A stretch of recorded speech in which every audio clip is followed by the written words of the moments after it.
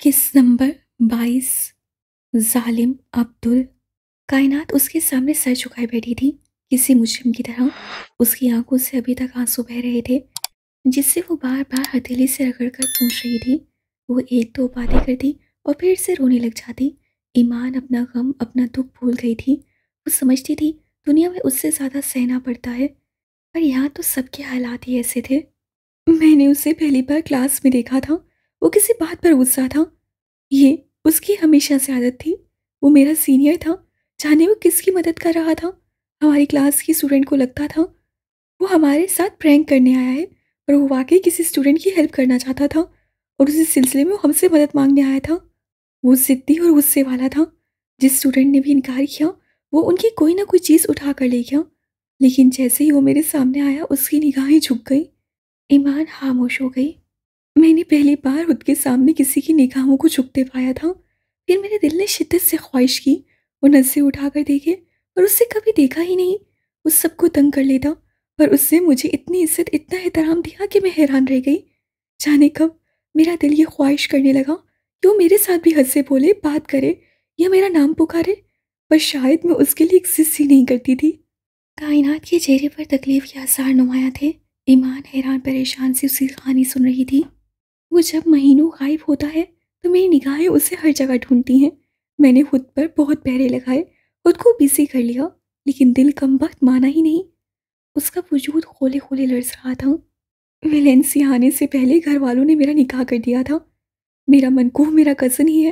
वो मुझे पसंद करता है और मेरा इंतज़ार कर रहा है।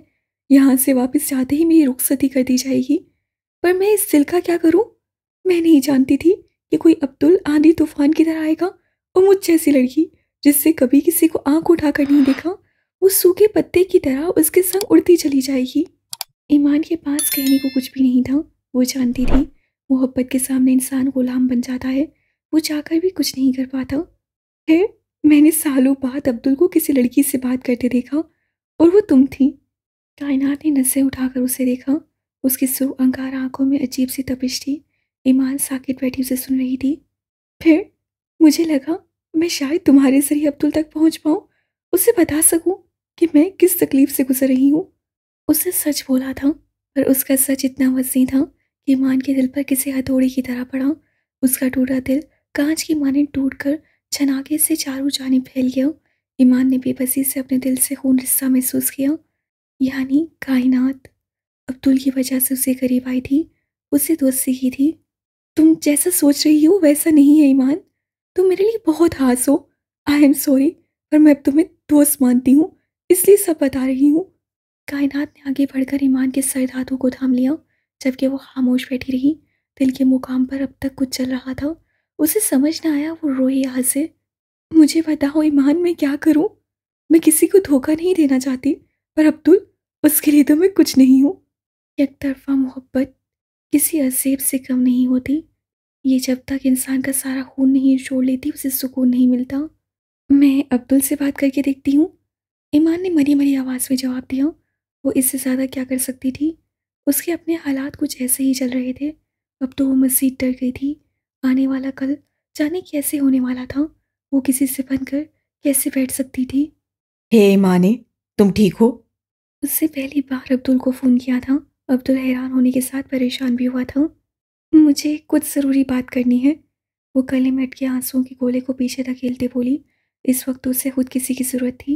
वो जिस तकलीफ और परेशानी से गुजर रही थी, पर यहाँ उसे किसी और का सिफारशी बनना पड़ रहा था। Are you okay? वो परेशान हुआ। हाँ हाँ, मैं ठीक हूँ। मुझे बस कुछ बात करनी है। अभी तो मैं वेलेंसिया में नहीं हूँ। पता नहीं कब वापस लौटूं। वो किसी काम से शहर से बाहर गया था। ईमान ने फ़ोन बंद कर दिया। उससे आसमान के सामने देखते गहरा सांस लिया और खुद को रिलैक्स करने की कोशिश की। उसे अपने जिस्म में दर्द महसूस हो रहा था। रात को ठंड में बैठने की वजह से उसे अब बुखार की शिकायत हो रही थी। ज़हन कभी अब्दुल तो कभी कायनात और कभी सलमा बेगम की तरफ जा रहा था। वो जिस तरह के हालात का शिकार थी, कोई फरिश्ता ही उसकी मदद को आ सकता था। पर क्या हम हमेशा इस उम्मीद में बैठे रहें कि कोई आएगा और आकर हमारी मदद करेगा? हमेशा ऐसा नहीं होता। लड़कियों को अपनी जगह लड़ना आनी चाहिए। निगाहों दिल को करार कैसा? निशातो गम में कमी कहाँ की, वो जब मिले हैं तो उनसे हर बार की है उल्फत नए सिरे से। वो उसके सामने थी। मासिल को ऐसा एहसास हुआ था वो उस लड़की से मोहब्बत करना कम कर ही नहीं सकता था। उसकी मोहब्बत वक्त के साथ साथ बढ़ती जा रही थी। ईमान ने मोटा ऊनी कोट पहन रखा था, जिसकी जेब में वो बायां हाथ डाले दूसरे से गरम गरम कॉफ़ी का कप थामे उसके साथ साथ चल रही थी। ठंड की वजह से उसके हाथ सर्द पड़ने लगे, तो उससे कॉफ़ी के कप को दोनों हाथों से थाम कर हाथों को गरमाइश देना चाहिए। उसकी नाक सुर्ख पड़ चुकी थी। वो उससे नजरें नहीं हटा पाया। वो गुस्सा तो थी ही, पर जानती थी मासिल से लड़ने झगड़ने का कोई फायदा नहीं था।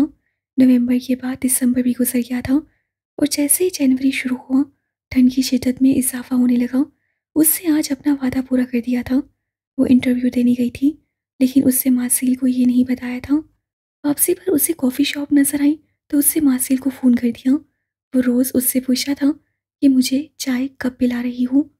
वो खुद भी चाय ज़्यादा शौक से पीती थी, पर इस वक्त ठंड कम करने के लिए कॉफ़ी ज़्यादा अच्छी थी। ऐसे क्यों घूर रहे हैं? उससे मन में सिकुड़ कर पूछा। तुम्हारी नाक सुर्ख हो चुकी है। वो अभी भी उस पर निगाहें जमाए हुए था। तो गुस्सा तो नाक पर ही रखा रहता था। तो कम गुस्सा किया करो ना। वो मुस्कुराया। उससे भूरे रंग की जैकेट पर पूरा मफलर कानों के घेर लपेट रखा था। उसके बाल सलीके से जमे थे। ईमान बस घूर कर रह गई। वो दोनों चलने लगे। खामोशी का वक्फा आया, जो मासिल को निहायत बुरा गुजरा। इसीलिए वो बोल पड़ा। तुमने पिछली बार कहा था तुम्हें सबसे ज्यादा नफरत अपने डैड से है। ईमान ने रुककर सवालिया नजरों से उसे देखा। यू नो वॉट, मुझे फैमिली में सबसे ज्यादा मोहब्बत ही अपने डैड से है। हम किस कदर मुख्तलिफ हैं एक दूसरे से। वो फीका सा मुस्कुरा दिया। हाँ, जैसे मशरिक और मगरिब, जो कभी मिल नहीं सकते। वो जाने क्या बावर करवाना चाहती थी। तुम्हारी अपने डैड से नफरत की वजह क्या है?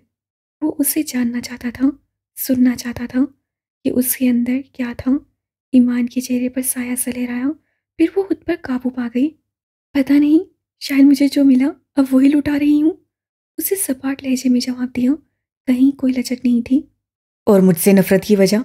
उससे फौरन पूछा। मुझे आपसे नफरत नहीं है। ईमान ने रुक कर जवाब दिया। मासिल उसे देखने लगा, जांचती निगाहों से। और तुम्हारा फियांसे? फियांसे के नाम पर वो सटपटा गई। वो ठीक है। उससे बस यही जवाब दिया। तुम मुझसे मोहब्बत करती हो?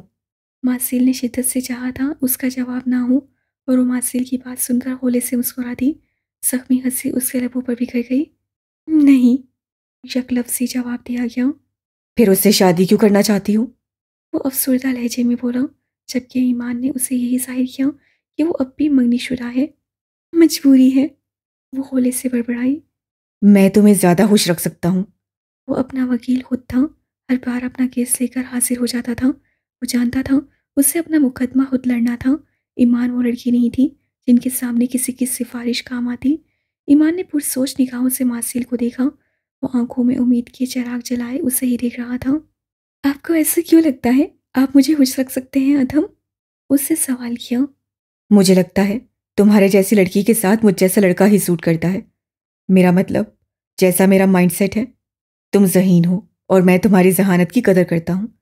शायद तुम भी यही चाहती हो, कोई मुझ जैसा अलग सोचने वाला। नहीं चाहिए। ईमान ने उसकी बात काट दी। उसे खुद पर कितना भरोसा था। वो अपना फेवरेट था। वो जानता था लड़कियां उस पर क्यों मरती थीं, उसकी सोच की वजह से। और यही सोच ईमान को नापसंद थी। पर क्यों? उसका दिल दुखा था। भला यूं भी कोई किसी की साथ की नफी करता है? मिस्टर अधम, मुझे एक बात बताएं। आपने कहा आप अपने डैड से सबसे ज्यादा प्यार करते हैं। आपके डैड और मुझ में से आपको अगर किसी एक को चुनना पड़े, तो आप किसको चुनेंगे?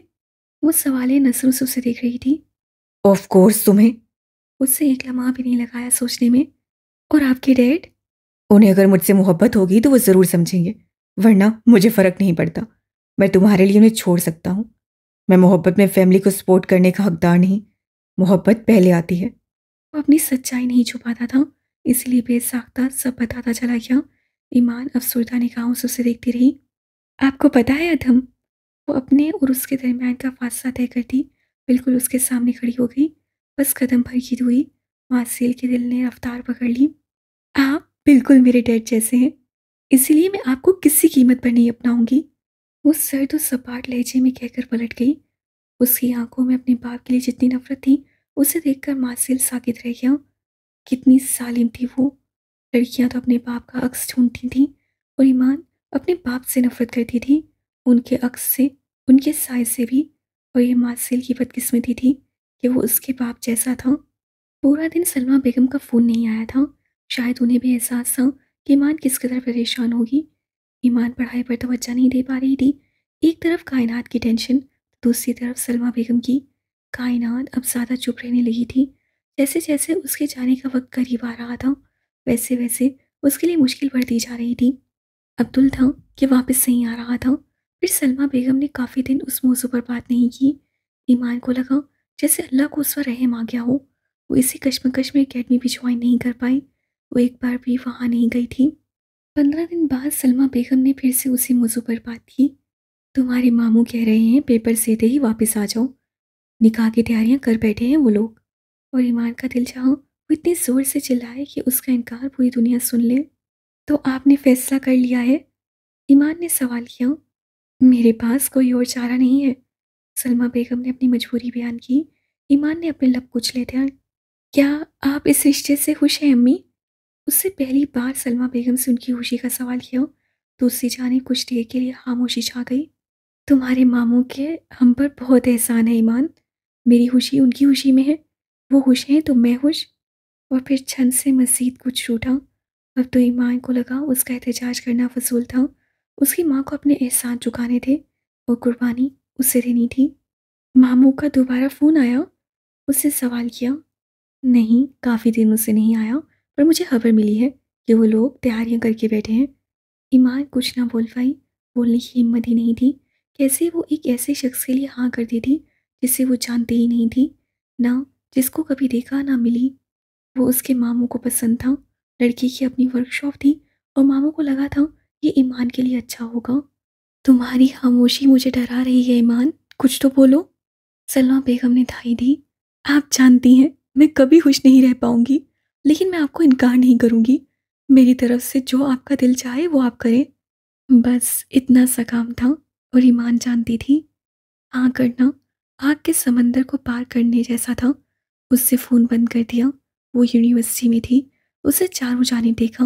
मामूल के मुताबिक सब ठीक चल रहा था। कहीं कोई बदलाव नहीं आया था और उसकी ज़िंदगी खामोशी से ख़त्म हो गई थी। ये कोई नहीं जानता था। उससे नम आंखों से अब्दुल को ढूंढना चाहा, पर वो उससे कहीं नजर न आया। काश, काश आपने मेरा साथ दिया होता। आप मेरे साथ होते। इस मुश्किल वक्त में कोई तो मेरा अपना होता। मुझे आपकी ज़रूरत थी। उसे तस्वुर में अपने बाप को मुखातिब किया। वो भरी दुनिया में अकेली रह गई थी। उसका बाप कहीं भी नहीं था और फिर नफरत की लहर उसके पूरे वजूद में फैल गई। आज जो कुछ भी हो रहा था वो उसके बाप की वजह से ही हो रहा था। उसकी मुस्कान लबों से छिन चुकी थी, पर उसके दिल से एक बोझ उतर गया था।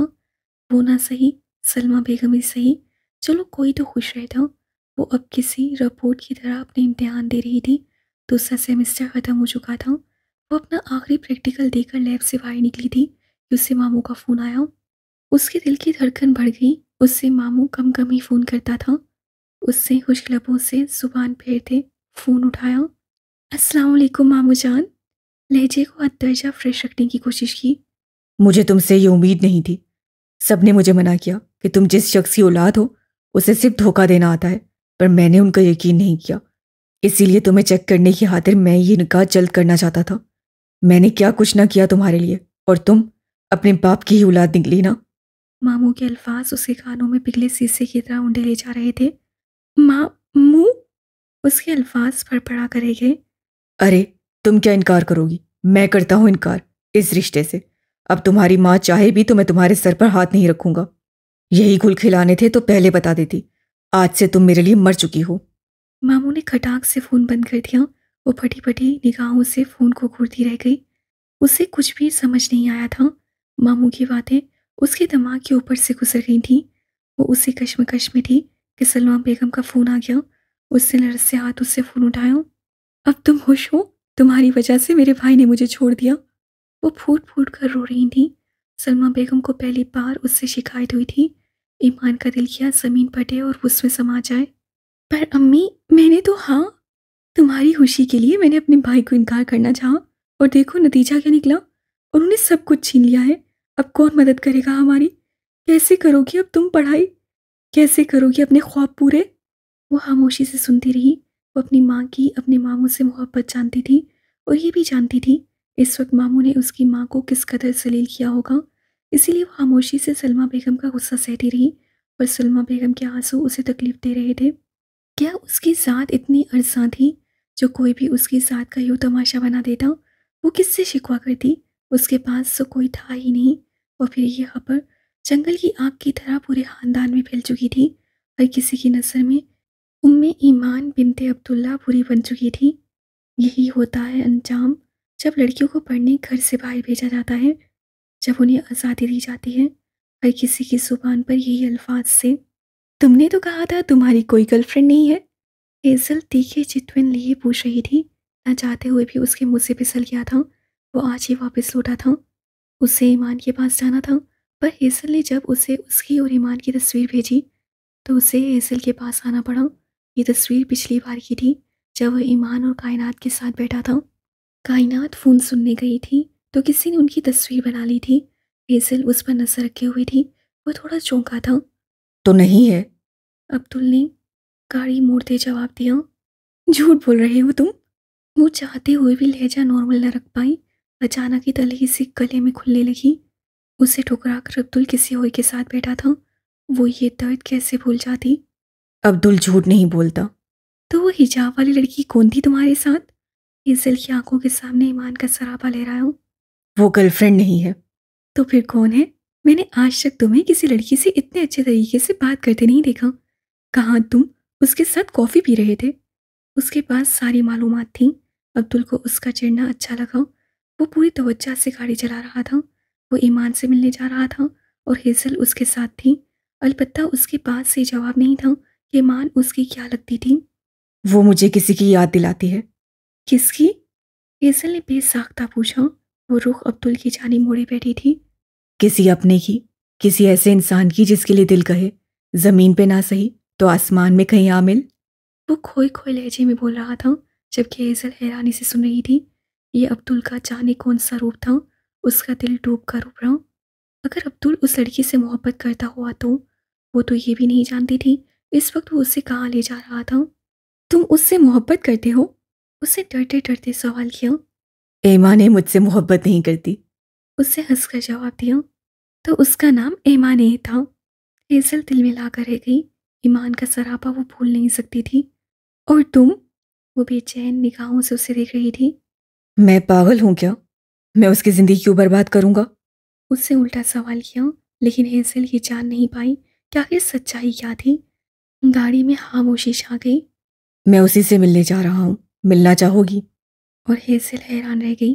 पल पल रूप बदलता अब्दुल उससे कभी समझ नहीं आया था। पर मेरी एक शर्त है। अब्दुल ने संजीदा लहजे में कहते उसकी जानिब देखा तो हेज़ल उलझ गई।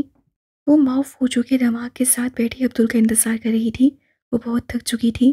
बहुत दिनों की नींद थी। वो सोना चाहती थी। उसके ज़हन पर बहुत सारा बोझ था, पर वो कायनात के लिए यहाँ आई थी। और फिर उसे अब्दुल आता दिखाई दिया। उसके हाथ में एक बड़ा सा डब्बा था। वो मुस्कुराकर हाथ हिलाता उसी की जानिब आया। ऐसे करते वक्त उसका डब्बा गिरते गिरते संभला था। वो काफ़ी दिनों बाद उसे देख रही थी। 1 महीने से भी ज़्यादा का अरसा गुजर गया था। कैसी हो एमा ने? वो खुशदिली से मुस्कुराता उसके सामने बैठा और उसने वो डब्बा यानी कर्टन मेज़ पर ही रख दिया। वो खामोश रही। उसके अल्फाज आजकल वैसे ही उसका साथ नहीं देते थे। तुम इतनी कमजोर क्यों लग रही हो? तबीयत ठीक है ना तुम्हारी? वो परेशान हुआ। मैं ठीक हूँ। उससे मुस्कुराने की कोशिश की पर नाकाम रही। लेकिन मुझे तुम ठीक नहीं लग रही हो। वो उससे देखकर वाकई परेशान हो गया था। वो पहले से बहुत भीगी और कमज़ोर लग रही थी। मुझे बहुत ज़रूरी बात करनी है। वो उससे जल्द से जल्द कायनात के बारे में बताना चाहती थी। हाँ, पर उससे पहले देखो मैं तुम्हारे लिए क्या लाया हूं। वो उसकी बात नज़रअंदाज करता डब्बा खोलने लगा। ईमान की नसें भी डब्बे पर जम गईं। उससे डब्बे में से कुछ निकाला। ये एक छाता था। ईमान हैरानी से उसे देखने लगी, और जब अब्दुल ने छाता खोलकर उसे दिखाया तो वो हैरान रह गई। उस छाते पर बड़ा सा 30 सल्फाइड लिखा था। टनटना, पसंद आया तुम्हें? वो अपनी आदत के बरखिलाफ बोल रहा था, यूं जैसे किसी छोटे बच्चे को होश करने की कोशिश कर रहा हो। फिर उससे हाथ बढ़ाकर कुछ और निकाला। ये बूट से बाएं बूट की बाईं जानिब तिमोन लिखा हुआ था। ईमान को खुशगवार हैरत ने आ लिया। वो फटी फटी निगाहों से दोनों चीज़ें देख रही थी। फिर उससे अंदर से एक छोटी सी मामूली डब्बियाँ निकाली। उसे खोलकर ईमान के सामने किया। ये कीमती खूबसूरत सी ब्रेसलेट थी जिस पर आरजे का नाम लिखा था। वो बेसाख्ता ब्रेसलेट को देखने लगी। उसके पास इसी ब्रांड का बैग था, मेड बाय एल्फ। और फिर उससे आखिर में एक फ़ोन कवर निकाला। स्याह रंग का फ़ोन कवर, पूरा स्याह, और उसके पीछे साफ साफ लिखा था, don't touch my phone bromides. और एक हस्सा मुंह खोले खड़ा था। ईमान की आंखें चमक उठी। मैं जानता था तुम्हें ये सब अच्छा लगेगा। वो फखर से कहता कुर्सी पर बैठ गया, जबकि ईमान बेयकीनी से सारी चीज़ों को देख रही थी। उसके पास एंजल की हुडी और आरजे का बाइक पहले से ही था। बाकी चीज़ें वो ले आया था। वो उसे ही देख रहा था। ईमान के चेहरे की खुशी और उसकी आंखों में छुपा गम वो दोनों देख चुका था। और अब जो वो करने जा रहा था, जानता था इस मासूम लड़की का दिल तोड़ेगा। वो कभी उस पर भरोसा नहीं कर पाएगी। हाँ, अब तुम बताओ, क्या ज़रूरी बात करनी है? वो एकदम ही संजीदा हुआ। ईमान जैसे चौंक सी गई। वो उसके सामने बैठ गई। अब्दुल ने खाने का ऑर्डर दिया और फिर उसकी जानी मतवज्जा हो गया, जबकि ईमान को समझ नहीं आ रहा था वो कैसे बात शुरू करे। वो मुझे कायनात के बारे में बात करनी थी। वो हथेलियां मसलने लगी। हाँ हाँ, बोलो, सुन रहा हूँ। वो मतवज्जा था। कायनात का निकाह हो चुका है। बहुत बहुत मुबारक हो। वो उसकी बात काटते बोला। तुम्हारी दोस्त ट्रीट कब दे रही है? वो लापरवाही से बोल रहा था, जबकि नजरें इधर उधर भटक रही थीं। वो ईमान की तरफ नहीं देख पा रहा था, पर उसे किसी और से मोहब्बत हो गई है। पल भर को अब्दुल के हाथ रुके। वो अब चीजें उठाकर वापस डब्बे में डाल रहा था। अच्छा, ये तो मसला हो गया है। ईमान की नजरें उस पर जमी थीं। उससे अब्दुल से मोहब्बत हो गई है और वो बहुत तकलीफ में है। वो वो वो खुद रो पड़ी थी। अब्दुल ने सबसे आंखें मीची। हम्म, ईमाने, ऐसे मत बोलो, ये गलत है। मैं तो खुद इंगेज्ड हूँ। तुमने उसे बताया नहीं? और ये किया था अब्दुल ने मासूम ईमानी पर धमाका। इंगेज्ड?